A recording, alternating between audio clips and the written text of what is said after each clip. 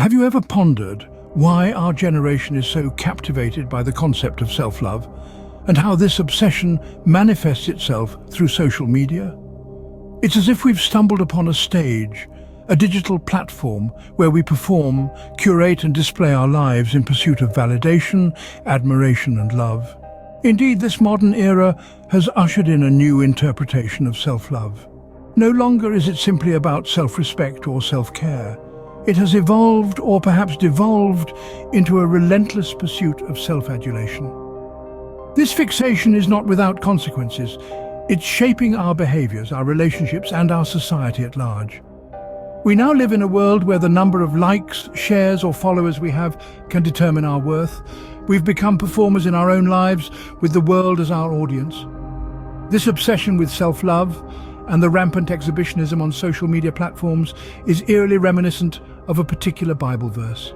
The Apostle Paul in 2 Timothy 3:2 warned us of a time when people will become lovers of themselves. Could that time be now?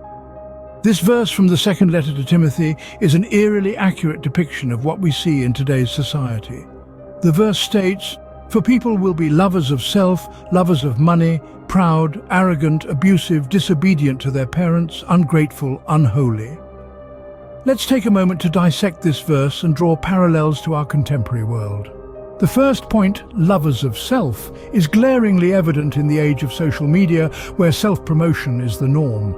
We see it in the constant stream of selfies, the perpetual updates about one's life, and the obsession with creating a perfect online persona.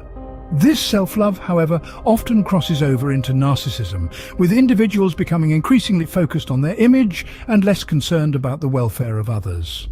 Next, the verse mentions lovers of money, another trait that is quite prevalent today. Our culture idolizes wealth and status, with celebrities flaunting their riches and luxury lifestyles on public platforms.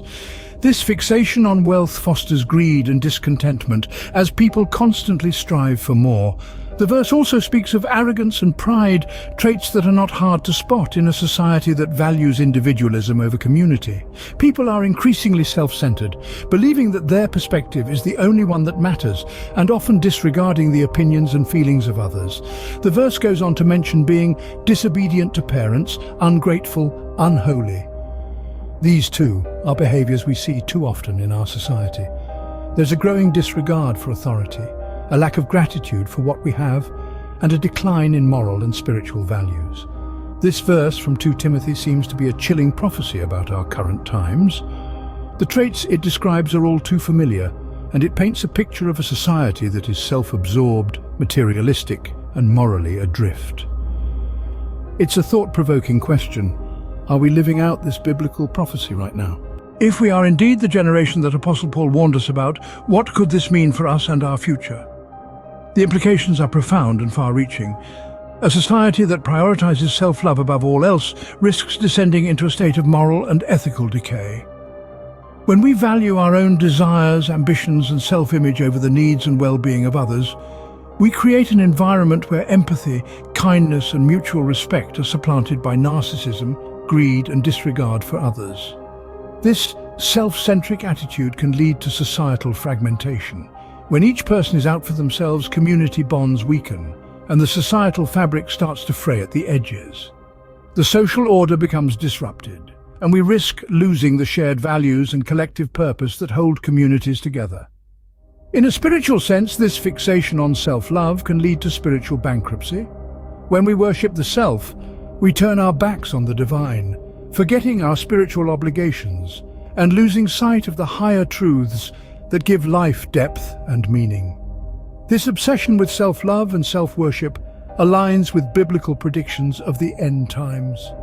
In the Bible, the Apostle Paul warns us of a time when people will be lovers of themselves, lovers of money, boastful, proud, abusive, disobedient to their parents, ungrateful, unholy, without love, unforgiving, slanderous, without self-control, brutal, not lovers of the good, treacherous, rash, conceited, lovers of pleasure rather than lovers of God. This chillingly accurate description seems to mirror our society's current state. The parallels are uncanny and serve as a stark reminder that we might be living in the end times as foretold in the Bible. As we continue to love ourselves more than others, we need to consider the consequences. not just for our society, but also for our souls. If we are indeed living in the end times, the need for a drastic shift in our attitudes and behaviors becomes not just desirable, but absolutely essential.